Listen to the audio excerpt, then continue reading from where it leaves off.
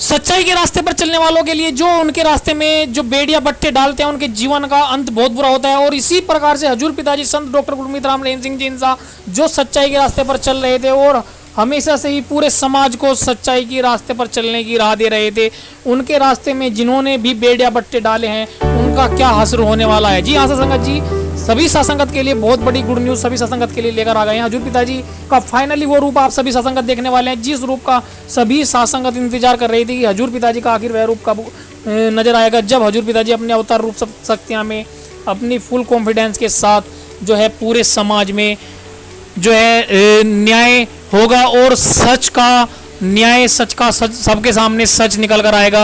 और जो हजूर पिताजी के ऊपर झूठे आरोप निकल कर आए हैं वो कब फाइनल होंगे। जी हाँ सासंगत जी, सभी सासंगत को यह बहुत ही बड़ी जानकारी बहुत ही जल्द मिलने वाली है। सभी सासंगत से हाथ जोड़कर विनती करना चाहते हैं कि जो सच्चाई के रास्ते पर बेड़ियाँ बट्टे डालते हैं, उनके रास्ते में रोड़े अटकाते हैं और उन्हें सच्चाई के रास्ते पर चलने से रोकते हैं, उनका क्या असर होता है, हम इस वीडियो के माध्यम से सभी सासंगत को बताने वाले हैं। इसी बीच सभी सासंगत से आगे वीडियो में बढ़ने से पहले सभी सासंगत से कहना चाहते हैं कि वीडियो को लाइक कर दे और इस चैनल को सब्सक्राइब नहीं किया तो इस चैनल को सब्सक्राइब भी कर ले, क्योंकि इस पर हम डेली डेरा सच्चा सौदा की हर एक वीडियो टाइम टू टाइम डालते रहते हैं और हजूर पिताजी के वे वचन आपको सुनाते हैं जिन वचनों को सुनकर आपके अंदर ऐसे हार्मोन्स दौड़ने लगते हैं, इस तरह से आपका आरबीसी डब्ल्यूबीसी ऐसे काम करने लगता है जिस प्रकार से एक सूखे वृक्ष में सूखी घास में पानी डल जाता है और वह फिर से हरे भरे हो जाते हैं। उसी प्रकार से जो इंसान डिमोटिवेट रहता है और हजूर पिताजी के वे वचन सुन लेता है तो वो अपने जीवन में हष्टपुष्ट अच्छे से कार्य करने लगता है और हजूर पिताजी के हम वे वचन भी इस पर डालते हैं। इसीलिए सभी सासंगत से कहना चाहते हैं कि वीडियो को लाइक कर दे अभी से और इस चैनल को सब्सक्राइब नहीं किया तो चैनल को सब्सक्राइब कर ले और ज़्यादा से ज़्यादा सासंगत को इस वीडियो को शेयर भी करें। सासंगत जी,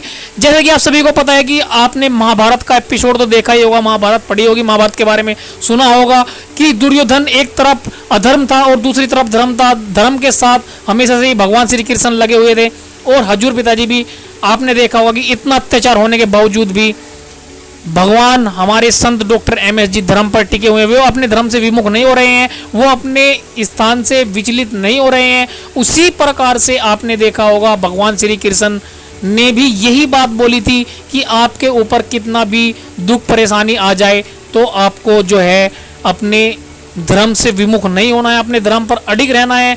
उसी प्रकार से जिस प्रकार से संत डॉक्टर एमएस जी अपने धर्म पर अड़े हुए हैं। धर्म क्षेत्रे कुरुक्षेत्रे संवेद सयुत्सवा माम का पांडवाश्च किम कुरुवे संजा। महाभारत का पहला ही गीता का श्लोक ये है जिसमें भगवान श्री कृष्ण उपदेश दे रहे हैं कि जो पहला ही अध्याय का पहला श्लोक है उसमें भगवान श्री कृष्ण इस बात को बोल रहे हैं कि धर्म क्षेत्र कुरुक्षेत्र संवेद सयुत्सवा माम का पांडवाश्च किम कुरुवेद संजय। यानी कि धर्म क्षेत्र में संजय देखो कुरुक्षेत्र की भूमि में मेरे और पांडवों के पुत्रों ने क्या किया। यानी कि पांडव को पुत्रों को वो अलग कर देते हैं, जो धर्म के रास्ते पर खड़े हैं उनको जो है अपने पुत्रों से अलग कर देते हैं, उनको पांडवों को पुत्र बता देते हैं धृतराष्ट्र। वो इस बात को भूल जाते हैं कि धृतराष्ट्र के पुत्र जो है वे धर्म के रास्ते में खड़े हुए हैं। उसी प्रकार से हजूर पिताजी को भी न्यूज़ एंकर, आज की डेट में न्यूज़ एंकरों को आप देख सकते हैं धृतराष्ट्र बोल सकते हैं, क्योंकि धृतराष्ट्र की तरह वे भी हजूर पिताजी को डेरा सच्चा सौदा के प्रमुख बताते हैं। वे इस बात को भूल जाते हैं कि जो सच्चाई के रास्ते पर चल रहे हैं वो सबके गुरु हैं, धर्म गुरु हैं और सच्चाई के रास्ते पर चलने के लिए धर्म पर खड़े हैं। लेकिन वे इस बात को भूल जाते हैं कि जो जिस प्रकार से धृतराष्ट्र ने धर्म के विमुख होकर अपने पुत्रों को पांडवों के पुत्रों से अलग कर दिया था और पांडवों के पुत्रों को अपने से अलग कर दिया था, जबकि पांडव मर चुका है। पांडव को इस प्रकार से बोल रहे हैं कि पांडव के पुत्र ने क्या किया। पांडव को ऐसे बोल रहे हैं जैसे किसी गैर इंसान को बोल देते हैं। वो इस बात को भूल गए थे कि अब पांडव जिंदा नहीं है तो इस वजह से वो पुत्र मेरे ही होने चाहिए। हमारे पुत्र ने कहकर उसने ये बात बोली थी, मेरे पुत्र और पांडव के पुत्रों ने धर्म क्षेत्र की भूमि में क्या किया। उसी प्रकार से न्यूज एंकर हजूर पिताजी को भी बोलते हैं कि डेरा सच्चा सौदा के प्रमुख ने क्या किया। तो आप सभी सासंगत ने भी सच्चाई के रास्ते पर अडिग रहना है और सभी सासंगत से एक बार फिर से कहना चाहते हैं कि अगर आप भी हजूर पिताजी की इन बातों से सहमत है, हजूर पिताजी जो धर्म के रास्ते में खड़े हुए हैं इन बात को एक्सेप्ट करते हैं कि हमारे संत डॉक्टर एमएस जी हमेशा से ही सच्चाई के रास्ते पर खड़े हुए हैं और हम उनकी सच्चाई के रास्ते पर हमेशा से उनके साथ ही खड़े रहेंगे। कितनी भी परेशानी क्यों ना आ जाए, हमारे जीवन में कितनी भी बुरी स्थिति क्यों ना आ जाए, हम धर्म का रास्ता नहीं छोड़ेंगे, क्योंकि पांडवों और कौरवों में जिस प्रकार से पांडव धर्म के पक्ष में खड़े हुए थे, आखिर में पांडवों की ही जीत हुई थी।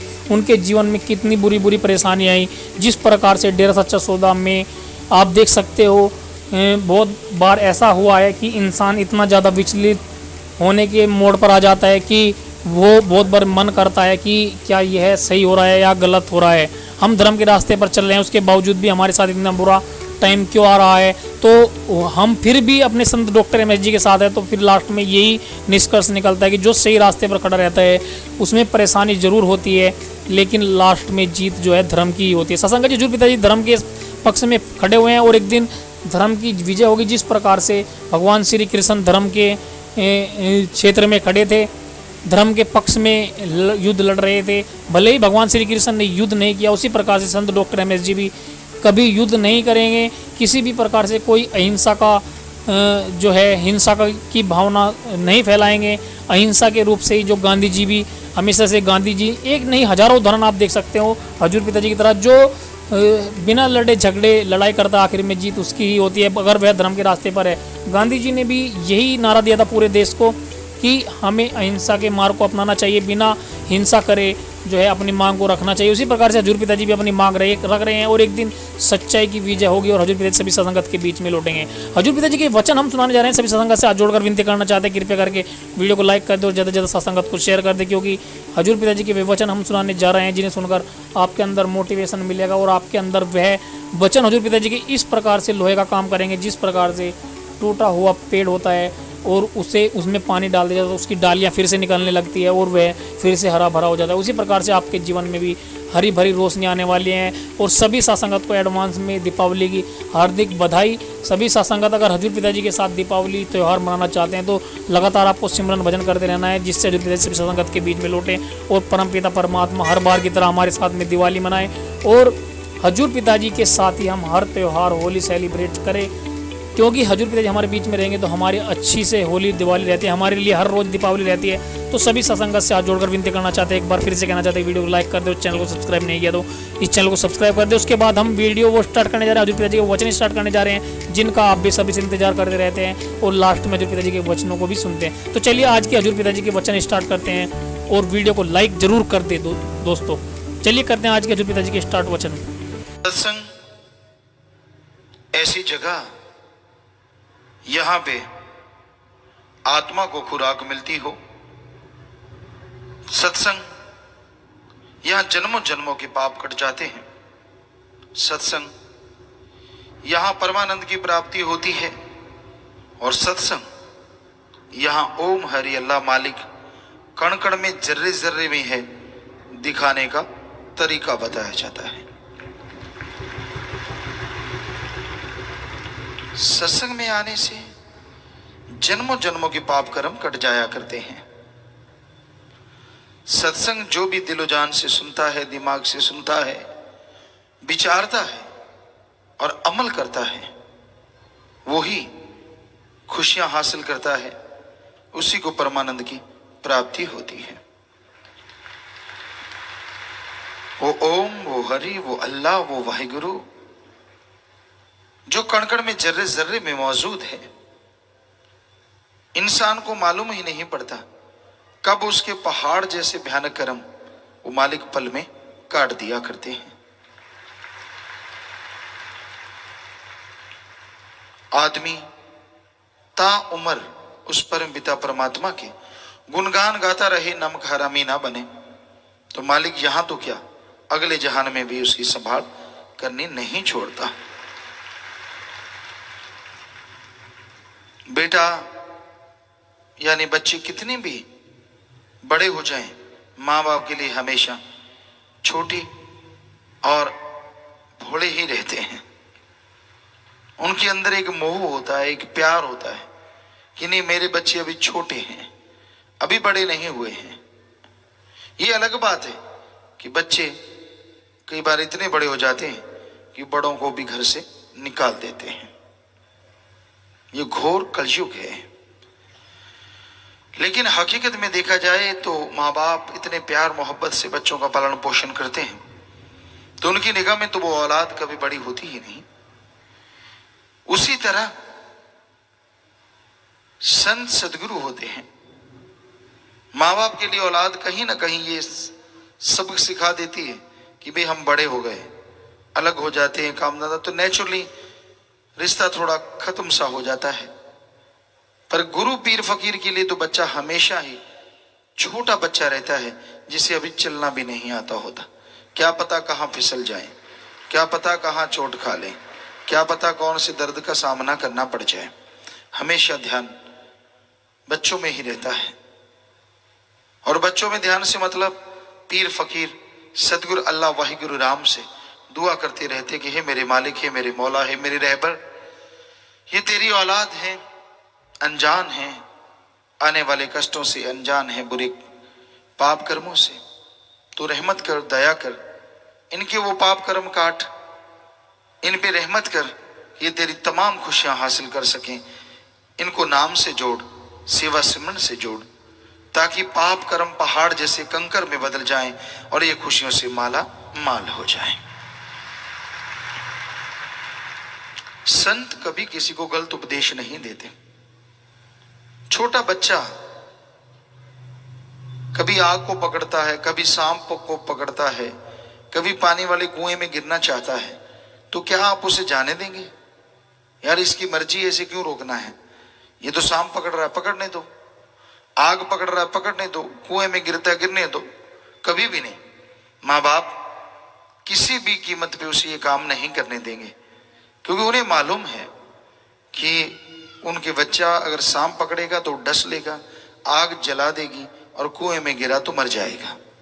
उसी तरह संत पीर फकीर को अल्लाह मालिक की रहमत से पता होता है कि फ्यूचर इस बच्चे का कैसा है। उसे रोकते रहते हैं कि ये कर्म ना कर, वो कर्म ना कर, ये कर्म बुरा है, वो कर्म बुरा है। आगे इंसान की मर्जी है कि वो कर्म कैसे करता है। इसलिए ये जरूरी है कि पीर फकीर की बात सुन के अमल किया जाए।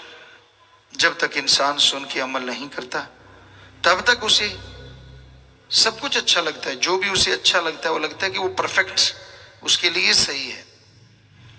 पर संत पीर फकीर कभी किसी को गलत कदम उठाने नहीं देते।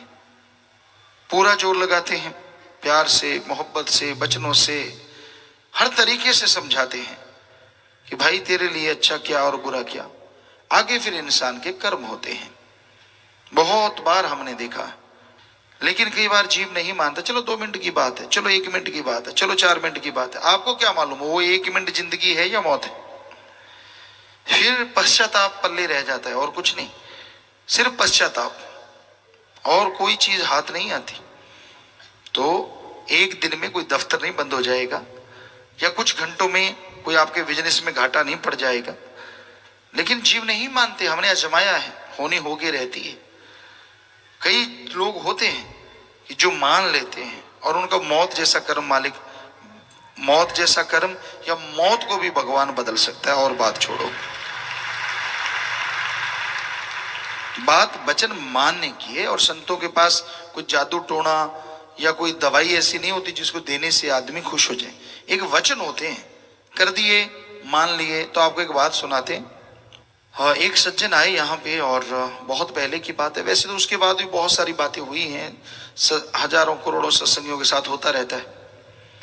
तो वो आए और कहने लगे, पिताजी बताओ, हम लाइन में ऐसे मस्ताना जी धाम में सत्संग थोड़ी हुआ करती, बिठा लेते थे, हम घूमते उनके पास, बोलो भी क्या बीमारी, क्या बीमारी, ये करो बेटा, वो करो।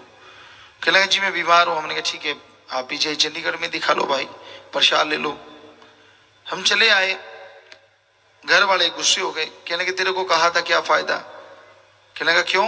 कहते अभी आप चंडीगढ़ से तो आ रहे हैं सीधे पीजीआई से। उन्होंने जवाब दे दिया कि इसकी जिंदगी नहीं बचेगी। कहता मैंने आपसे सलाह थोड़ी ली है, मैंने तो अपने पीर फकीर से पूछा है, और मैं तो जाऊंगा ही जाऊंगा। वो कहते हैं ऐसे कैसे, अभी तो जाएं। कहते ना जाओ, मैं अपने आप कोशिश करूं, मुझे 2 लोग उठाने वाले दे दो, मुझे ले जाएं उठा के। उन्होंने जिद मान ली उसकी। गए, डॉक्टर को दिखाया, दवाइयां लिख दी। कहते चलो दवाइयां ले लें। कहते नहीं, दवाइयों का तो कहा ही नहीं, ये कहा था पीजीआई दिखाओ। थोड़ा सा भोला स्वभाव था, भोले भाड़ों को मालिक लुटाता खजाने, ये भी हकीकत। कई बार ज्यादा अकल का दखल मन का रूप धारण कर लेता है। तो वो वहां से दिखा के वापस आ गए। डॉक्टर बोले कि 15 दिन 10 दिन जो भी है आप सेवा करें। वो ऐसा कोई उसे उल्टियां लगी। 2-3 दिन बाद घर वालों ने सोचा कि अब मौत नजदीक है, खून आने लगा, लेटरिन के रास्ते, मुंह के रास्ते बड़े बड़े गांठें निकलने लगी, तो बिल्कुल डाउन हो गया, बिल्कुल चारपाई भी चिपक गया। पर 2-3 दिन के बाद कुछ ठीक, फिर कुछ ठीक, फिर कुछ ठीक, फिर कुछ ठीक, करते करते करते बिल्कुल नॉर्मल हो गया। उसके अंदर भयानक कैंसर की बीमारी 3rd स्टेज पे थी। तो आया और मिला, रोने लगा, कहने लगा पिताजी मैंने ऐसे किया। हमने कहा भाई हमारा तो ऐसा कोई मकसद नहीं था, सतगुरु मौला है वो अखवाने वाले और तू मानने वाला, हमारा तो बीच में कोई रोल ही ना रहा।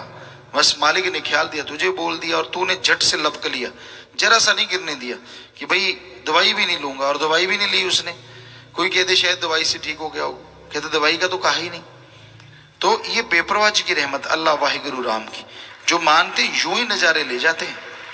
कई बार आदमी नहीं मानता, नहीं ना जी ना जी, तो भाई फिर ना जी तो बहुत रूहानियत में बहुत बड़ी रुकावट। हाँ जी सब कुछ पा सकती है, और ना जी बना बनाया सब कुछ गवा सकती है। यही रूहानियत का असूल है। कई बार बात पे बात आ जाती है, हम आए बेपरवाजी लेके आए, हम तो खाकसार आए, बात चली, सेवादार मुख्य सेवादार थे। हमने कहा भाई आगे आपने जो कर लिया कर लिया, परम पिताजी जो कहें हमारी ड्यूटी है, आपने वही हाँ करनी है। तो कई सेवादार कहने लगे जी ऐसे कैसे। हमने कहा आप दिन है, कहते हाँ। अगर बेपराज ने आके कह दिया रात है तो आगे से ज्यादा अकड़ू खान ना बन जाना, समझाने लग जाओ, नहीं पिताजी अभी तो दिन है। कहने लगे ऐसे कैसे, दिन को तो दिन। हमने कहा नहीं फिर रहने दो, आप सेवा मत करो, बाहर सेवा कर लो, खुली सेवा करो। क्योंकि हमने तो यही सीखा अपने मुर्शिद से, अगर वो कहेंगे दिन को रात है तो रात है, और रात को दिन कहा तो दिन है। तो कईयों के हजम नहीं हुआ बात, ऐसे कैसे, यूं कैसे हो सकता है। किसी ने हमें सुनाया जी, पेपरवाजी ने कहा भाई आप कई सेवादार थे एक बार, क्योंकि तब खुला संगत कम होती, पेपराजी बैठे रहते थे बहुत देर, तो कि भाई लस्सी ले आओ, छाछ ले आए। अगले दिन जुकाम हो गया, कहते बेवकूफ ऐसे छाछ पिला दी, जुकाम हो गया। वो कहने का बताओ बचन ना माने तो बुरा, मानते तो बुरा। हमने कहा आपने माने शाबाश, आपको अगले दिन कहा कि जुकाम हो गया, बुरा हो गया, पता नहीं तेरा कोई भयानक कर्म कट के उनको जुकाम हुआ, अपना जुकाम नहीं लिया। क्या समझते हो अपने आप को। फिर कान पकड़े, हाँ जी ये तो सच है, ये तो हो सकता है कि उनको जो जुकाम हो, मेरे पता नहीं कितनी बड़ी बीमारी होती। तो ये तो उसके खेल हैं अल्लाह वाहिगुरु राम के। आदमी उस मालिक पे दृढ़ यकीन रखे और कही हुई बात को सतवचन माने। जी जी जी जी जी जी करते रहने से सतवचन नहीं होता। सतवचन होता है जो कहा जाए मान ले। वो कहा हुआ मानने में पसीना भी आ सकता है, परेशानी भी आ सकती है, मुश्किलें भी आ सकती हैं, पर हो सकता है वो नन्ही नन्ही मुश्किलें एक महाभयानक मौत जैसा रोग हो जो तेरा उन छोटी छोटी परेशानियों में कट रहा हो। क्योंकि पीर फकीर कभी किसी का बुरा करना तो दूर, सोच भी नहीं सकते कि इसका बुरा करें। वो तो दुआ के लिए हाथ उठाते हैं, सबका भला सोचते हैं, भला करते हैं। ये अलग बात है, किसी को भला पचता नहीं। ईगो, अहंकार, खुदी, जब अहंकार आ जाता है, जब खुदी आ जाती है, जब आदमी सोचते है कि मैं नहीं, मैं कुछ और हो गया, तो मालिक से दूर हो जाता है। पंजाबी में एक कहावत है, असी वो नहीं रह गए जी, असी कुछ होर बन गए जी।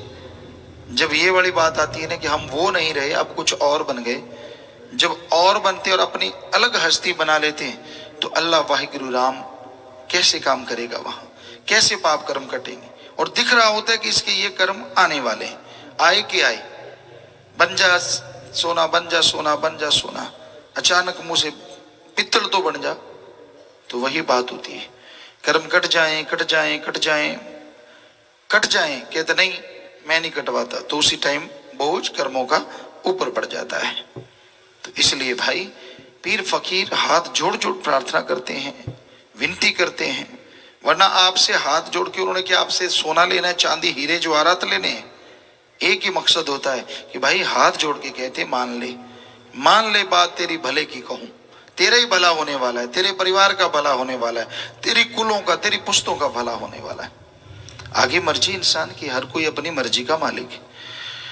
तो संत क्या मनवाना चाहते हैं? राम का नाम जपो, सेवा करो, सबसे बेगर्ज मोहब्बत करो, कभी किसी का बुरा सोचो ना, बुरा व्यवहार ना करो, उस बात पे चलो जो शोभा दे, उन बातों को छोड़ो जिनसे परिवार का, कुलों का नाम कलंकित हो। व्यवहार के अच्छे बनो, मालिक से मालिक को मांगते रहो। तो संत पीर फकीर यही दुआ करते हैं। जो सुन के अमल कर लिया करते हैं वो मालिक की दया में रहमत के काबिल बन जाते हैं। जो सुन के नहीं मानते वो कर्मों का बोझ ढोते रहते हैं, रोते रहते हैं। इसलिए भाई सुनो और अमल करो, कभी भी मन मते ना चलो। गुरु कहे करो तुम सोई, मन के मते चलो मत कोई। पीर फकीर जो कहता है वो भले के लिए कहता है। परम विदय ने शेर बनाए, कभी टाइम लगा तो उस पे आपको सुनेंगे कि मान ले बात तेरे भले की कहूं। काफी शेर हैं, तो मतलब कि तेरी भले की कह रहा हूं, कई बार सुनाए भी हैं सत्संगों में। तो आगे जीव की मर्जी है। जीव कहे कि नहीं मेरा तो ऐसा कर रहे हैं। कहते आम एक कहावत है कि गधे की आंखों में दवा डाली कहते मेरी आंखें फोड़ रहे हैं। किसी को खीर खा लो कहते मैं नहीं खाता, मैं तो लाल मिर्ची खाऊंगा। खा ले भाई। तो मतलब संत पीर फकीर सबका भला मांगते हैं, चाहते हैं। अगर वो वचन करते हैं तो उसका कोई मकसद होता है। किसी जीव को कुछ कह भी दिया तो इसका मतलब उसका कोई भयानक कर्म सिर्फ कहने से कट गया, होता नहीं फिर वो, और हो तो कहते नहीं। ये हकीकत देखी है। हाँ ये अलग बात है, ऐसी बातें लोगों को अच्छी नहीं लगती। सभी को नहीं, कोई इंसान बुरा मान जाता है, मुझे क्यों कहा, फलां को क्यों नहीं कहा। तो भाई तेरे कर्म कट गए तो ये तो कभी नहीं कहेगा कि मेरा मौत जैसा कर्म कट गया उसका भी कटे। कोई कोई होते हैं जो चाहते हैं कि सबका हो, नहीं तो कहते नहीं इसके तो और ज्यादा कर्म भोगने पड़े, इसकी तो मेरे से लाग डांट। सच में आज अगर भगवान का रिमोट किसी भी इंसान के हाथ में दे दिया जाए जो महत्वाकांक्षी ज्यादा हो, शायद ये दुनिया में एक भी जिंदा कोई नहीं रहेगा। 10-20 लोगों के हाथ में हो तो दुनिया जल्दी खत्म हो। ये मर जाए, अच्छा ये सिर उठाता है, मालिक कर दे बेड़ा पार। ये अपने आप को मैं बद्दा लगता हूँ, सुंदर बना दे, सुंदर को बद्दा बना दे। पता नहीं कौन कौन सी शक्लें यहाँ बन जाएं। फिर इसी भी एक बात ख्याल में आई। ऐसे 3 लोग थे, माँ बाप और एक बेटा उनका। कहते भक्ति की, वैसे तो हंसने वाली बात है, हकीकत भी हो सकती है। कहते महादेव जी की भक्ति की और महादेव जी प्रकट हो गए। कहने लगे 3 वचन मांग लो। तो वह भक्ति करते करते काफी देर हो गई थी, घरवाली को भूख लगी हुई थी। कहते मैंने तो समोसा खाना, समोसे आ जाएं। समोसे आ गए और घरवाले को बड़ा गुस्सा आया, सीधा साधा जाट। कहता गधी ना हो तो अब मांगते कुछ और मांग लेते। इतना गुस्सा आया, इतना गुस्सैल होते हैं लोग, इतना गुस्सा। कहता है इसके नाक समोसे जैसी हो जाए, समोसे जो है नाक पे लग जाए। तो उसका नाक इतना बड़ा समोसा बन गया। अब रोए सो रोए, मार मार के हाथ, खाया भी नहीं गया समोसा, वो नाक भी लगा हुआ है, अब नाक ही समोसा बन गया। तो पीटे बेचारी। बेटे ने देखा माँ रो रही है, बुरा हाल है। कहता हे महादेव जी हम जैसे पहले थी ना वैसे ही कर दे, समोसा ठीक कर दे, मेरी माँ का नाक पहले जैसा हो जाए। तो 3 वचन तीनों ही खत्म कर लिए। पहले ने समोसे मांग के, दूसरे ने समोसा लगा के, तीसरे ने समोसा हटा के। तो शुक्र है भगवान का रिमोट नहीं है, वरना इसी तरह हटाते घटाते डाक के 3 पात। क्योंकि बात बनती तो आजकल किसी की नहीं, ईगो सब में भरी हुई है, नाक तक ईगो आई हुई है। मुझे कह दिया अच्छा, वो कहता तूने मेरे को कहा अच्छा। शुक्र है मालिक पूरे ख्याल भक्तों के भी पूरे नहीं करता, वरना कई बार भक्तों को भी गुस्सा आ जाता है, आता रहता है। आखिर 5 तत्व का पुतला है, जब तक 10वें द्वार नहीं पहुंचेगा काम वासना क्रोध लोभ मोह अहंकार मन माया 100% कंट्रोल में नहीं आ सकते। कहीं ना कहीं कुछ ना कुछ होता रहता है। तो शुक्र है कि भक्ति मालिक उधर नहीं लगने देता, वरना रगड़ के रख दे। कई बार भक्तों की आहें लग भी जाती हैं वो जायज जगह पे, क्योंकि उसका ऐसा होने वाला होता। तो इसलिए भाई संत पीर फकीर जो कहें कि राम नाम जपो, सबका भला मांगो, सुनो, अमल करो, यकीनन मालिक की खुशियों के हकदार बनते चले जाओगे। इंसान जब वचन मानता है पीर फकीरों के, और पीर फकीर अल्लाह वाहिगुरु राम के वचन बताते हैं, क्योंकि वचन परम पिता परमात्मा अल्लाह वाहिगुरु राम सदगुरु मौला के होते हैं। फकीर बताने वाले होते हैं। माइक खुद नहीं बोलता, इंसान बोलेगा तो माइक बोलता है। उसी तरह संत पीर फकीरों के अंदर भगवान अल्लाह राम जैसे ख्याल देते हैं, वो वैसा ही बताते हैं। उनका अपना कोई विचार नहीं होता, अपनी कोई बात नहीं होती। तो यही सच है कि आप अपने जमीर से पूछो, अपने दिलो दिमाग से काम लो। ये घोर कलयुग का समय है। यहां लोग रस्ते बसते घर को बसता देखना नहीं चाहते। आपकी अच्छी आमदनी है, अच्छा घर है, आप बड़े हैं, अमीर हैं, तो कोई साथ वाला भी आपके थोड़ा कम ज्यादा है, वो कभी नहीं चाहता कि आप बड़ो फूलो। सभी एक जैसे नहीं होते, पर ज्यादातर जिनकी बहुगिनती है आज 100 में से 98% लोग ऐसे हैं जो यही चाहते हैं कि मेरे को मिले ना मिले, लेकिन पड़ोसी की आग लग जाए। मैं परेशान हूं तो कोई बात नहीं, पर पड़ोसी सुखी नहीं रहना चाहिए। ऐसे ही इस कलयुग में ईश्वर अल्लाह वाहिगुरु राम सदगुरु की तरफ है। कोई भक्त है, कोई मालिक से प्यार करने वाला है। लोग नहीं चाहते कि वो लगातार मालिक से प्यार करता रहे। धीरे धीरे धीरे धीरे स्लो पॉइजन, धीमा जहर भरना शुरू करते हैं। मन तो अंदर बैठा ही है धीमा जहर को आग देने वाला। धीरे धीरे कोई बात, फकीरों का कोई लेना देना नहीं होता उन बातों से। संत क्यों किसी से दुश्मनी करेंगे और क्यों किसी को गलत कहेंगे? जिनका मकसद मालिक की बनाई सारी औलाद को मालिक से जोड़ना हो, वो क्यों किसी को किसी से तोड़ेंगे? वो तो हाथ जोड़ते रहते हैं कि मालिक सब पे रहमत कर। और पूछो अपने जमीर से, पूछो अपने दिलो दिमाग से, क्या संतों ने आपको कभी कुछ गलत बोला? फिर कैसे हैं आप आदमी, कैसे हैं आप मर्द? किसी ने कुछ कह दिया और चल पड़ी, ये तो भेड़ चाल होती है, आदमी तो नहीं। भेड़ को जिधर डंडा मारा चाहे कुआं क्यों ना हो, और कुएं में भी थोड़ा सा हरियाली दिखी उसको लगता घास है, एक गिरती है कहते 50 और गिर जाती हैं। आप तो इंसान हो। पूछो अपने दिलो दिमाग से, पूछो अपने जमीर से, क्या संतों ने आपको कभी गलत बोला? फिर चंद इंसानों के कहने से मुंह आप संतों से मोड़ लेते हो। कैसी मर्दानगी है ये, कैसी भक्ति है ये, कैसी इबादत है? बताइए, सोचिए, अपने दिलो दिमाग से पूछिए।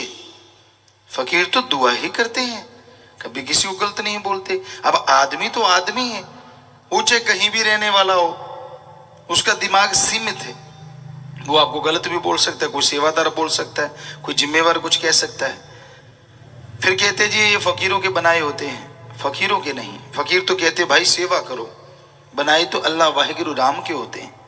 संत तो ये कहते हैं सबसे प्यार करो, नाम जपो, कभी किसी का दिल ना दुखाओ। बताओ, संत कभी किसी को कहते हैं कि गाली गलौज करो? आदमी खुद मुख्तियार है, मर्जी का मालिक है। अब उसका मन हरामी हो गया तो किसी को गलत बोल दिया, किसी को कुछ बोल दिया, अपने अहंकार में आ गया। तो इंसान को अपने दिमाग से तो काम लेना चाहिए कि भाई ये तो आदमी के लिए तो यारी नहीं लगाई, यारी तो अल्लाह वाहिगुरु सदगुरु मौला के लिए लगाई।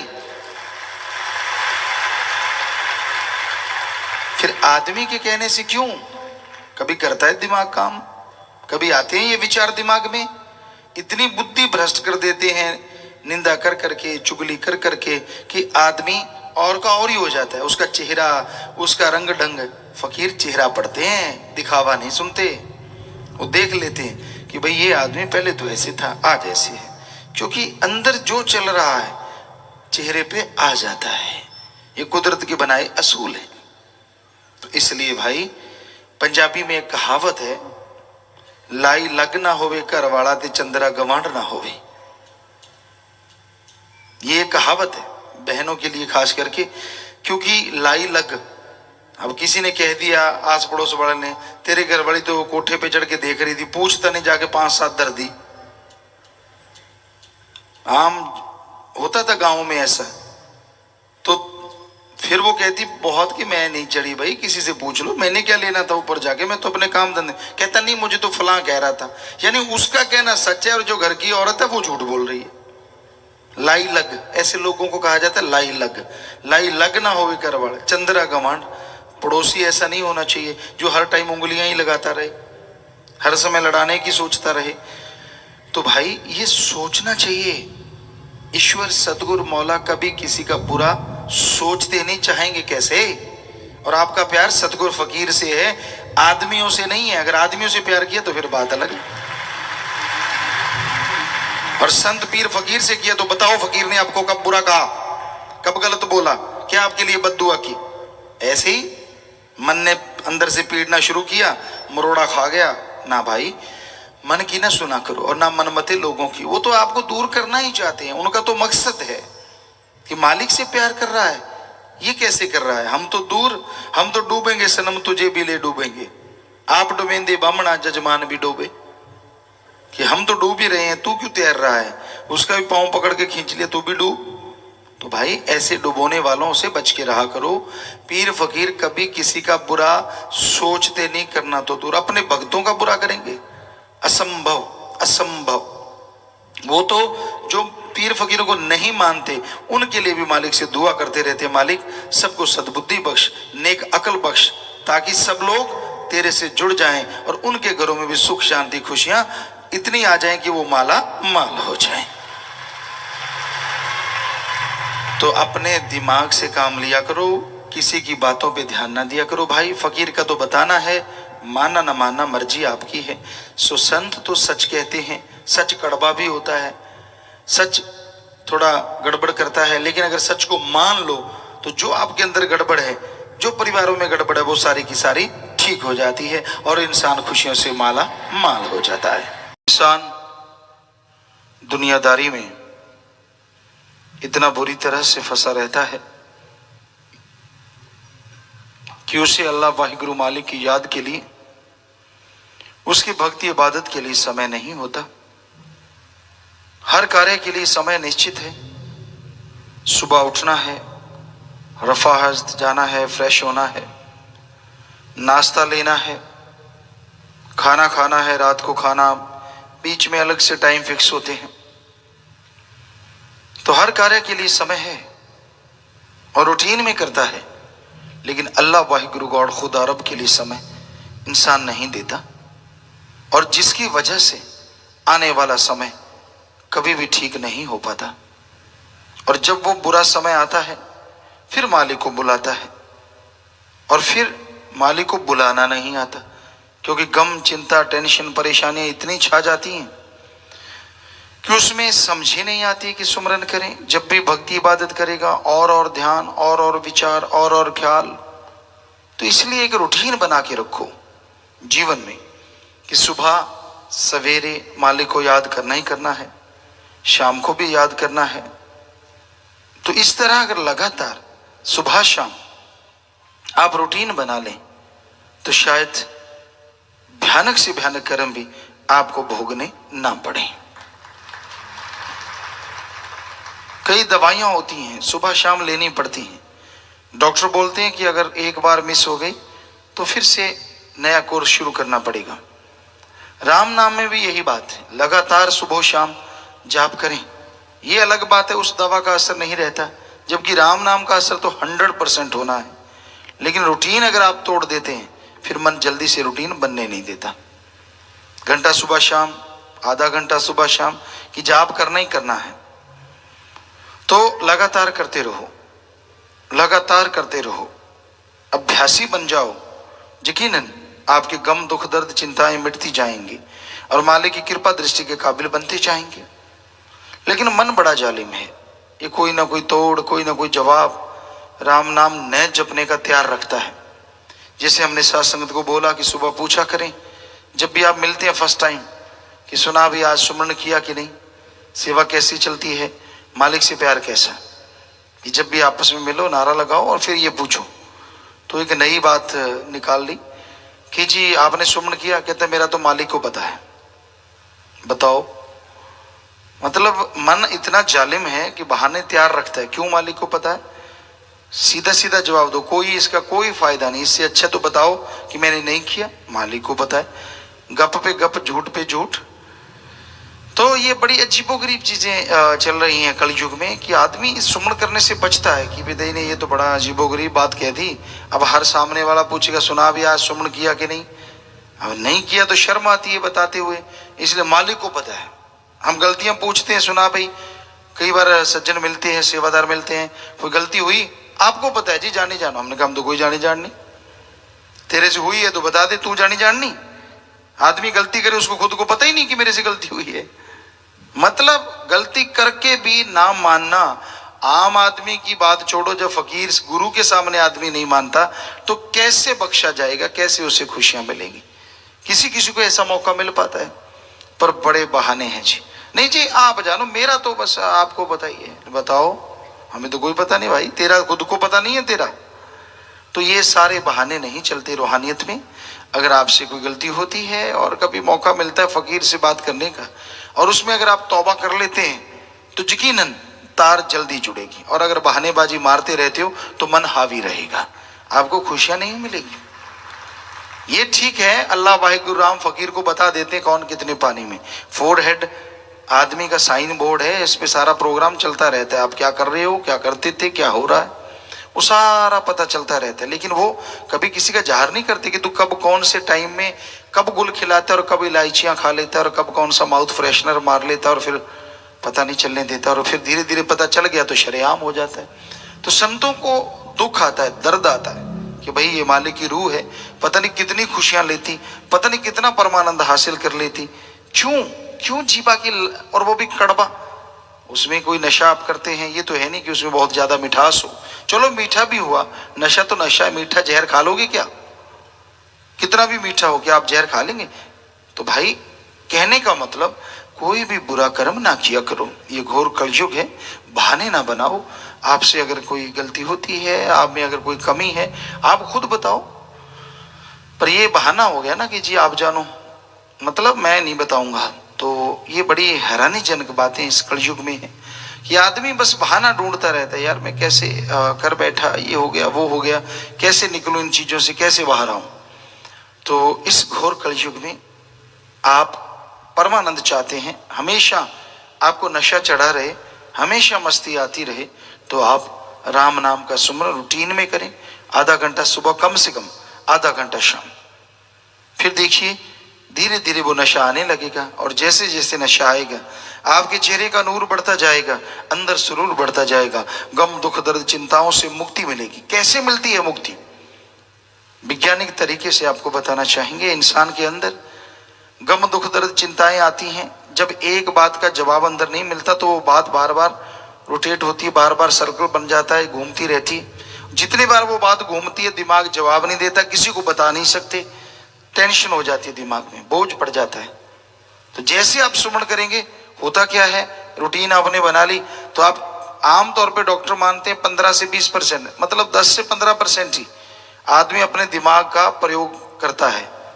और जैसे आप मेडिटेशन करते हैं, भक्ति करते हैं, तो आप अपने दिमाग का डबल काम में लेने लगते हैं। सीधी सी बात, जो दिमाग में पहले किसी समस्या का जवाब नहीं मिलता, और जब दिमाग डबल काम करने लगता है, उस परेशानी का जवाब आपको अंदर से मिल जाता है, और उस पे चल के आप परेशानियों से आजाद हो जाते हैं।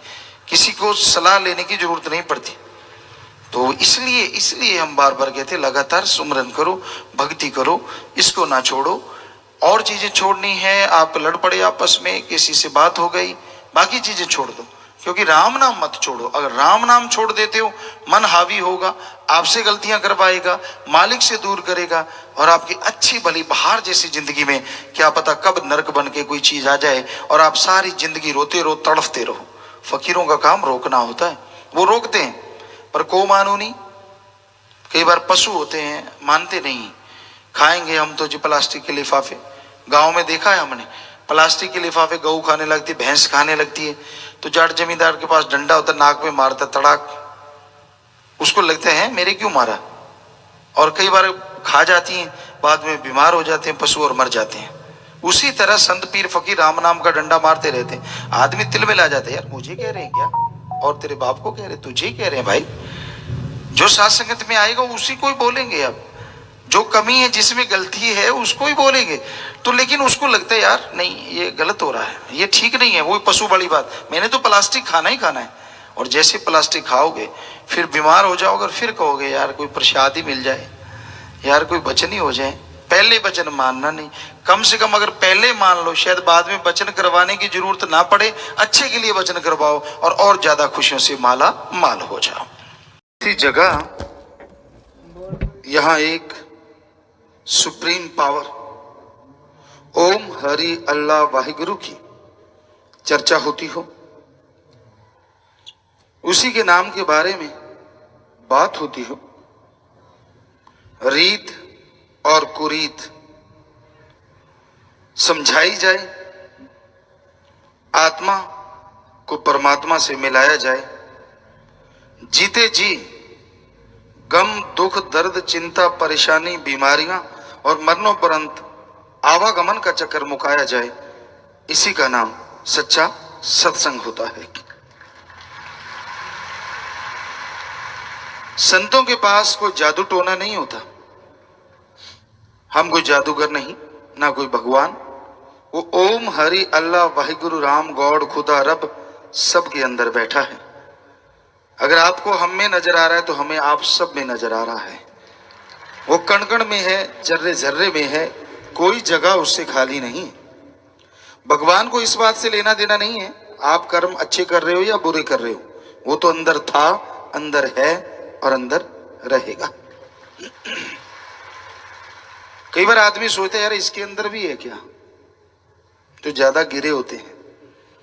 भगवान तो सबके अंदर है, कोई कैसे भी कर्म करता है, ये अलग बात है कि मालिक का अपना हुक्म है, वो सबके अंदर होते हुए भी जाहिर नहीं होता और सबके अंदर होते हुए भी ना अच्छे ना बुरे कर्म के लिए किसी को ज्यादा प्रेरित करता है। हाँ, उसके भेजे संत पीर पैगंबर अवतार जो इस दुनिया में आते हैं वो भगवान के लिए, अल्लाह गॉड खुदा रब के लिए प्रेरित करते हैं ताकि आत्मविश्वास बढ़े। आप रिसर्च करके देख लो, आजकल तो नेट का युग है, साइंस काफी तरक्की कर चुकी है। आप सर्च करो क्या ऐसी कोई मेडिसिन है जिसको लेने से आत्मबल बढ़ जाए, विल पावर हाई स्टेज पे पहुंच जाए। करिए research, allopathy, homeopathy, Ayurveda, naturopathy, जितनी और भी पद्धतियां हैं आप सर्च मारिए, देखिए क्या ऐसी कोई वाकई दवाई है जिसको लेने से आत्मबल बढ़ता हो, विल पावर हाई स्केल पे पहुंच जाए। जी नहीं, नासा साइंस केंद्र के पास भी एक ही जवाब है, अर्ली मॉर्निंग बिटवीन 2 to 5 में उठो और उसमें मेथड ऑफ मेडिटेशन करो, ध्यान की विधि में जाओ। आप घंटा 2 घंटे बैठेंगे तो आपका विल पावर आत्मबल चरम सीमा पे पहुंचना शुरू होगा। कहने लगे ध्यान किस पे जमाएं, कहते कोई शब्द ले लो जैसे गॉड। तो हमारे वेदों में क्या लिखा है, शास्त्रों में क्या लिखा है कि आप सुबह सवेरे 2 से 5 के बीच में जागो और इस टाइम को कहते हैं ब्रह्म मुहूर्त। सिख धर्म में कहते हैं अमृत वेला, इस्लाम धर्म में कहते बांगे वक्त फर्ज, और इंग्लिश फकीर the gods prayer time, the gods prayer Indian time early morning between 2 to 5। ये समय में जागो, घंटा 2 घंटे मालिक की याद में बैठो। अगर बाकी आप आत्मविश्वास में बुलंदी हासिल करना चाहते हैं तो इतना समय आप बैठो और मालिक की भक्ति करो, तो आपका आत्मबल बाहर से नहीं आपके अंदर से जागेगा। और आत्मबल बढ़ने से आज जो डॉक्टर कहते हैं कि आदमी का दिमाग 10-15% काम करता है, वो डबल या 3 गुना काम करना शुरू कर सकता है। और कोई तरीका नहीं, कोई रास्ता नहीं। आत्मबल से क्या होगा, थोड़े से आपको उदाहरण देना चाहेंगे। एक मरीज, चाहे वो छोटी बीमारी है, ज्यादा बड़ी नहीं, मेजर नहीं, लेकिन बीमारी बड़ी है, और वो ये सोच लेता है कि मैं मरूंगा ही मरूंगा, नहीं बच सकता। यहां डॉक्टर बहुत सारे बैठे हैं, तो उनसे पूछ के देख लीजिए, खास करके सत्संगियों से, कि ऐसे मरीज पे सबसे बढ़िया दवाई भी दी जाए, उसका असर भी 20-25% हो सकता है, इससे भी कम रह जाए। दूसरी तरफ कैंसर जैसी भयानक बीमारी और 3rd स्टेज पे हो, और आदमी के अंदर ये बुलंदी आ जाए, ये हौसला आ जाए कि मैं मरूंगा नहीं, हो ही नहीं सकता कि मैं मरूं, सुमरन करे, भक्ति इबादत से ये संभव है। और फिर दवाई 10% वाली भी 100% काम कर जाती है। ये है आत्म बल, ये है विल पावर की महिमा। कई लोग मंजिल के पास पहुंच के, मान लीजिए आप प्लेयर हैं, क्योंकि हमने बहुत सारे गेम देखे, खेले, तो आप खेलने जा रहे हैं और आप जीत के करीब हैं, कॉन्फिडेंस लूज कर जाते हैं तो आप हार जाते हैं। और ये देखा है, जिनके अंदर कॉन्फिडेंस, आत्मबल, विल पावर होता है, वो हारी हुई बाजी चुटकियों में बदल के जीत जाया करते हैं। तो ये आत्मबल, ये विल पावर हर जगह काम आता है, एक जगह नहीं। जीवन के हर रास्ते पे बस गंदगी छोड़ दे दी, बुराइयां छोड़ दे। आत्मबल आपके गम, दुख, दर्द, चिंता, परेशानियां दूर करने का असली टॉनिक है। और ये आत्मबल, हैरानी ये है, ये कहीं से लाना नहीं पड़ता, ये आपके अंदर है ना हैरानी की बात। कोई चीज आपके अंदर हो और आप फिर भी कंगाल हो, ये कैसे हो सकता है? आपके घर में हीरे दबे और आपको मालूम ही ना हो तो हो गया, सारी उम्र में मर जाओगे। हीरे दबे हैं तो दबे हैं, पर कोई जानकार आके बता दे, अरे क्यों दिहाड़ी कर रहे हो, फला कमरे में, इतने फुट में, फला जगह, फला जाओ, फला अलमारी खोलो, फला जगह दबे हैं, उसको उखाड़ो, हीरे निकालोगे। दिहाड़ी तो क्या, गाड़ियों पे, जहाजों पे उड़ते फिरोगे। तो इसी तरह संत, पीर, फकीर ये बताते हैं, आत्मबल, विल पावर बाहर नहीं है, वो आपके अंदर है। तो आप जो बात बात पे टेंशन लेते हैं, बात बात पे मरने की बात करते हैं, अगर वो आत्मबल हासिल कर लें तो जिंदगी में पुण्य बाहर छा जाएगी और खुशियों से आप माला माल हो जाएंगे। संतों को कैसे पता होता है कि आत्मबल आपके अंदर है? इसका भी उसी उदाहरण से तालमेल जोड़ है। जैसे आपके घर में हीरे दबे हैं, कैसे दबे कि पुराने बुजुर्ग, आपके दादा, बाप, कोई भी जिसके पास वो हीरे थे, उसने कहीं दबा दिए, पर उसका एक जिगरी दोस्त, सिर्फ उसको मालूम था हीरे कहां दबाए हैं, या वो सोना चांदी रुपए पैसे कहां दबाए हैं, और किसी को मालूम नहीं। तो वो आपके पिताजी गुजर गए, उन्होंने सोचा कि जाते टाइम बताऊंगा, लेकिन जुबान बंद हो गई, दिमाग काम छोड़ गया, अचानक मौत हो गई या हार्ट अटैक हो गया, नहीं बता पाए। आप मजदूरी करते रहे। अचानक एक दिन वो दोस्त आपके पिता का आपके घर आता है, वो हैरान हो जाता है, आप मजदूरी कर रहे हो? कहते जी और कौन सा पिताजी, यहां धन दौलत छोड़ के गए। अरे अरे, उनके पास तो बहुत हीरे जवाहरात थे। सारे बच्चे 2-4 जो भी हैं वो हंसने लगते हैं, हीरे जवाहरात ना, सूखे रोड थे वो हम खा रहे हैं। कहता नहीं नहीं नहीं नहीं, उठाओ फावड़े, उठाओ कुल्हाड़ी, गेंती वगैरह उठाओ, उठाओ, फला जगह चलते हैं। चलो खेत में चले गए, खोदो यहां से, वहां से, यहां से, 2-3 जगह बता दी, खोदने लगे और एक जगह से वो हीरे जवाहरात मिल गए। खोदते खोदते 2-4 दिन में तो वो माला माल हो गए। तो उसी तरह उस अल्लाह वाहिगुरु की जानकारी संत जब अभ्यास करते हैं, भगवान उनको दे देते हैं। और संत आते हैं, आपको बुलाते हैं, आपके शहर गांव में आते हैं, अरे आओ आओ आओ, आप कंगाल हुए फिरते हो। कभी टेंशन है, कभी बीमारी है, कभी चिंता है, कभी परेशानी है, कभी कोई रोग है, आपका बुरा हाल है। अरे अरे अरे, इन सब का इलाज तो आपके अंदर है। आप कंगाल हुए घूमते हो, आप माला माल हो सकते हो। कहते जी ऐसे जैसे उसके दोस्त की बात पे 2-4 बेटों ने विश्वास किया, बाकी ने नहीं किया। ऐसे ये दुनिया है। संतों की बात पे कई यकीन करते हैं, कई नहीं करते। कई कहते हैं यार जब कह रहा है तो करके देख लेते हैं, तो कई मान लेते हैं। और संत कहते हैं ये लो राम नाम की फावड़ा कुल्हाड़ी गेंदी ले लो, जैसे वो हाथों से चलती है, ये जीवा से चलती है। चलाओ चलाओ चलाओ चलाओ, आपके यहां से वहां से कहां से जरूर मिलेगा आपको भंडार। तो जाप करते हैं, अभ्यास करते हैं, सत्य वचन मान के मेहनत करते हैं, तो 100% उनको वो आत्मविश्वास ही नहीं मिलता, बल्कि आत्मविश्वास का स्रोत वो भगवान भी मिल जाया करता है।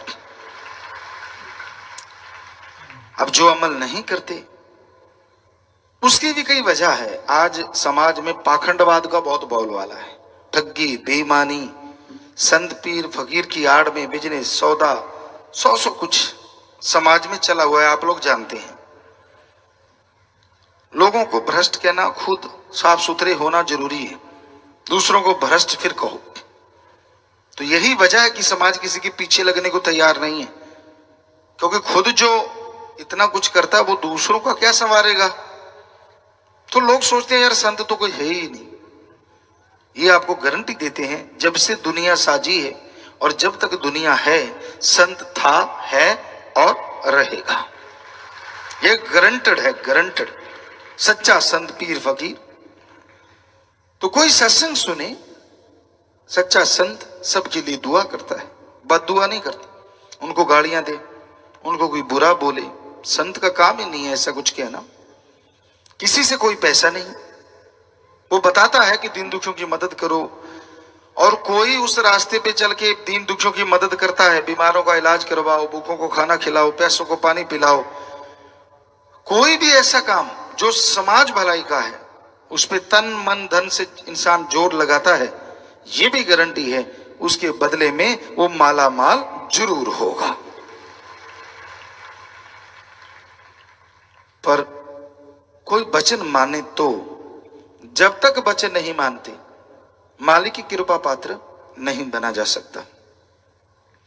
तो वचन तो मानना पड़ेगा। और कोई टॉनिक नहीं है जो घोल के पानी में आपको चढ़ा दे। मन मर्जी ना चलो, कहीं तो मन को बरजो। संत पीर फकीर गुरु ने चलो कैसे भी आदमी की बात मान ली, एक इच्छा पूरी कर दी, फिर उसकी इच्छाओं का मकड़ जल, ये नहीं मेरे को, वो नहीं फला, फला नहीं फला, और आखिर में नरक 100%। और कोई तरीका नहीं है। कहीं तो मानो, कहीं तो मन से लड़ो, कहीं तो रोको मन जालिम को कि भाई कहीं तो संतों की बात मान ले। बहुत मनमता चल रही है, नहीं मानना तो जाओ नरकों में। भाई संत कोई बद्दुआ नहीं देते, आपके कर्मों का फल है। संत ये भी गुस्से नहीं होते कि मेरी बात क्यों नहीं मानता। संतों की कोई बात होती ही नहीं, वो बात कहते हैं जो भगवान जी इशारा करते हैं। जैसी में आवे खसम की बाणी, तैसड़ा करी ज्ञान भी ला लो। संतों का तो कोई लेना देना ही नहीं होता। हम तो खाकसार चौकीदार सेवादार हैं भाई, फकीर हैं आपके। कोई ऐसा नहीं है। हमारा फर्ज है जैसा मालिक बुलवाएगा। 100%। अभी तक बिजी थे, कुछ चिट्ठियां पढ़ रहे थे, ये कर लिया वो कर लिया, और कोई सोचा नहीं वहां जाके क्या बोलना है। ये आपकी भावनाएं इधर आ रही हैं, इधर से उधर जा रही हैं, राम जाने क्या करवाता है। तो कहीं आदमी को बाहर जाना चाहिए। ज्यादा मन के हथों मजबूर होके नरक यहां वहां दोनों जहां में नसीब में मिलती है, और फिर रोने का वक्त भी नहीं मिलता। इसलिए इतना अहंकार भी अच्छा नहीं, इतना घमंड भी अच्छा नहीं कि आदमी उस अहंकार में सारा कुछ ही गवा बैठे। अहंकार ना करो। किस बात का अहंकार? साइंस आज बहुत तरक्की पे, पर रावण जितनी तरक्की अभी तक नहीं हुई है। कहीं आप सोचो चरम सीमा पे। ऐसी तरक्कियां बहुत बार हो चुकी हैं समाज में, इस दुनिया में, इस धरती पे। रावण सफल क्लोन गया था, उसके 3 या 5 ही बेटे थे, बाकी सारे तो क्लोन थे। 1 लाख बच्चे बनाए थे उसने क्लोन, और सफल इतना था कि उन क्लोनों के आगे 1.25 लाख बच्चे थे। इतना जबरदस्त था वो साइंटिस्ट। जब चाहता था बरसात, सूर्य की रोशनी के साथ साथ चंद्रमा की रोशनी से खाना बना लेता था। और एटम परमाणु तो उसके कंधे पे रहता था। आज है किसी के कंधे पे? हो किसी के तो सारी दुनिया खत्म कब की हुई होती। सोच के देखो, जिन देशों के पास है वही फूले नहीं समाते, दूसरों को पैर की जुत्ती समझ रहे हैं। और सुनो और सोचो, अगर आदमी के कंधे पे लटक रहा होता तो आदमी क्या करता? मानते कि नहीं छोड़ू, कर देता कबाड़ा। शुक्र है इतनी तरक्की नहीं हुई। पर रावण के पास ये था।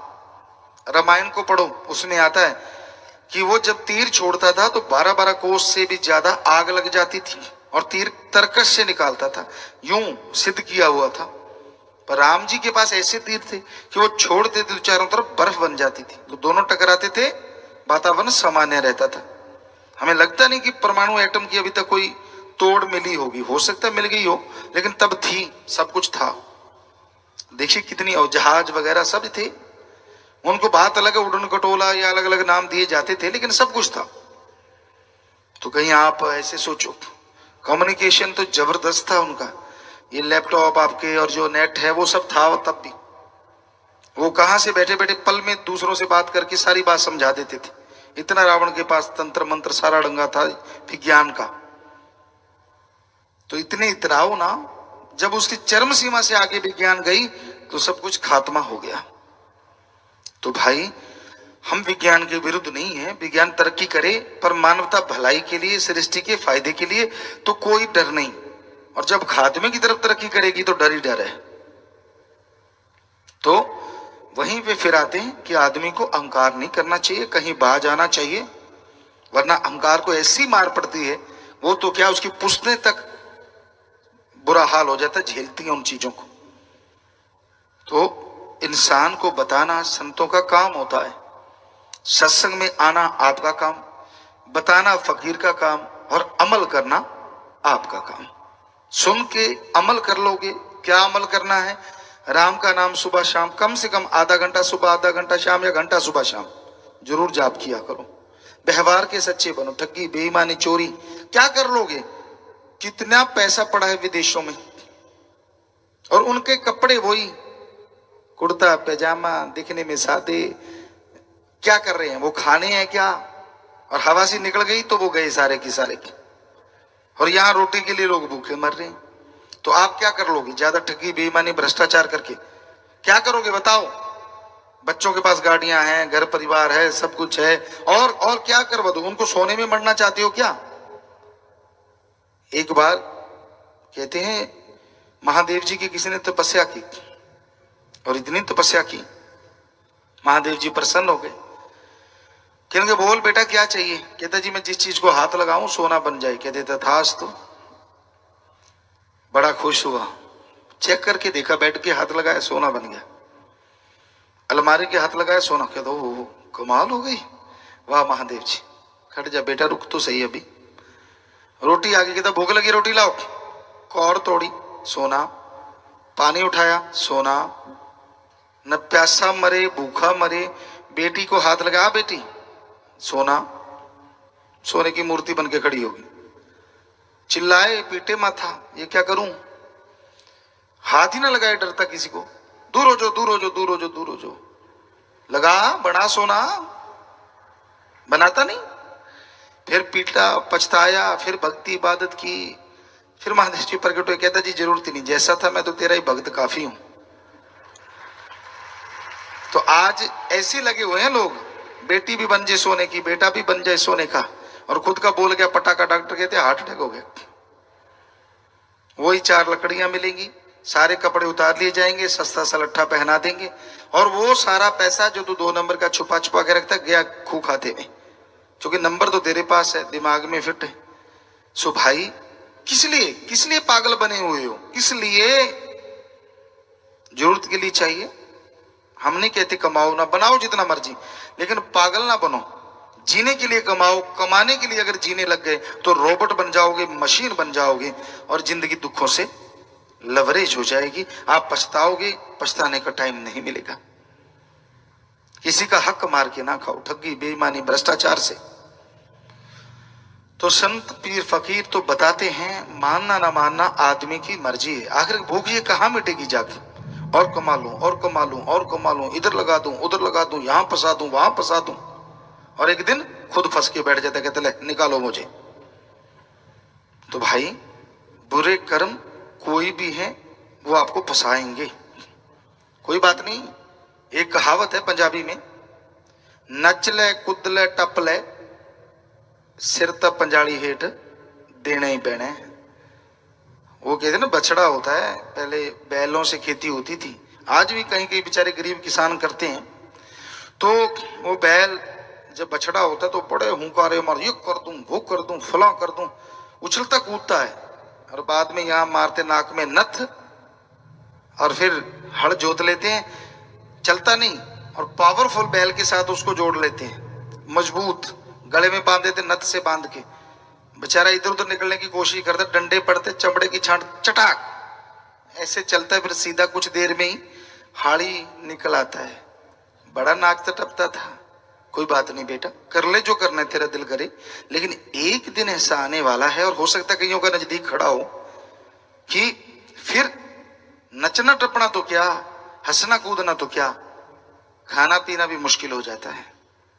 इसलिए हम तो हाथ जोड़ के आप सबसे प्रार्थना करते हैं, डराते नहीं आपको, बुरे कर्म ना करो, कर्म करे खोटे पड़ेंगे बड़े सोटे, फिर पूछनी नहीं किसी बात रे, कि भाई कर्म जैसे करोगे वैसा भरोगे जरूर। इसलिए कहीं तो फकीर की मान लो, वो आपका बुरा नहीं करता, अच्छा करता है, अच्छा देखता है, बुरा तो मतलब ही नहीं है।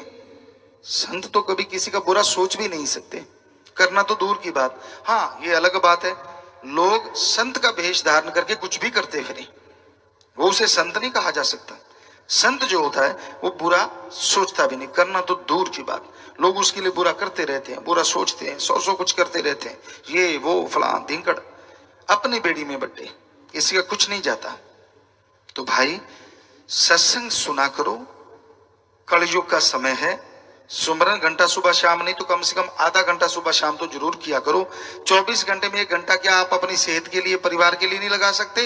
और गारंटी है इस घंटे का फल आपको कई गुना बढ़ चढ़ के जरूर मिलेगा। कोई पैसा नहीं देना, भगवान नहीं लेता पैसा पूसा किसी से, कोई चढ़ावा नहीं लेता। अरे कोई सोचे कि गुरुजी पता नहीं कितना पैसा इकट्ठा करते हैं, हम तो यहाँ नौकर बन के रहते हैं इस आश्रम का, मालिक जानी जान है सतगुरु। अपना कपड़ा भी अपनी गाड़ी भी अगर कोई होती है तो उसको भी अपनी कमाई से होता है कि कमाई से ही लेनी है। और सब जानते हैं जो सदब्रह्मचारी हैं या सेवादार, उनको मालूम है दिन रात मेहनत करके ये आश्रम के लिए सब कुछ, क्योंकि इसके नौकर हैं अपने सदगुरु मौला की, और उसके नौकर बन के दोनों जहान के राजा से भी आगे हैं। कितनी खुशी वो मालिक देता है, सदगुरु देता है, उसके तो नौकर हैं ही हैं। आप सत्संगी मालिक की आंखों के तारे हैं, दिल के टुकड़े हैं। आपका भी अगर कोई नौकर है, हम तो उसके भी नौकर हैं, हमें कोई मान बढ़ाई नहीं है। ऊंचा इसलिए बैठना पड़ता है, ये मनोविज्ञान है। हमने विज्ञान पढ़ी, नॉन मेडिकल के स्टूडेंट रहे, विज्ञान को मानते हैं, लेकिन धर्म महाविज्ञान है। ये मनोविज्ञान कहता है कि बोलने वाला अगर ना दिखे तो सुनने वाले शोर मचाते रहते, जब तक वो दिखता नहीं, कैसा है, किधर है, कहाँ कहाँ, यूं यूं करते रहते तो पीछे वाले धक्का देते हैं, बैठ मुझे भी देखना है। तो इसलिए ये थोड़ा ऊंचा बैठना पड़ता है। और धर्मानुसार कहें तो धर्मों में ये लिखा है सभी में, कलयुग में सत्संग में आके जो बैठ जाएंगे उस दरमियान वो देवी देवताओं से भी बढ़ के होंगे, मालिक के प्यारे होंगे उस दरमियान। तो ऐसे मालिक के प्यारों के हमें दर्शन हो जाए ढंग से, इसलिए भी ऊंचे बैठते हैं। तो भाई और कोई हमें मान बढ़ाई का फाना नहीं है, कोई बड़प्पन जो भी कोई गाता है या बोलता है हमारे लिए, हम 1000 गुना उससे नीचे होते हैं, सवाल ही पैदा नहीं। तो वो मालिक है सबके अंदर बैठा, क्योंकि हमने कई बार रोक रोक के देख लिया, भाई मत बोला करो बेटा, हमें नहीं पसंद। आप गुरु से खुशी चाहते हो, हमें ये चीजें नहीं पसंद है कि भगवान अल्लाह राम, हाँ आप कहते हो गुरु जी आप में दिख रहा है, ये ठीक है, वो तो सब में दिख रहा है, हमें आप में दिख रहा है, इसमें तो कोई दो राय नहीं। तो भाई हमें कोई मान बढ़ाई पसंद नहीं। कई चाहते मक्खनबाजी लगा, गुरु जी आप तो भगवान, ना भाई भगवान तो तू है, तेरे अंदर दिख रहा है हमें तो। हाँ ये अलग बात है, तू कैसा भगवान है वो दुनिया जानती है, शैतान भगवान है या दयाल भगवान है वो तो सारे जानते ही हैं, जैसे तेरे कर्म है वैसा तू दिख रहा है।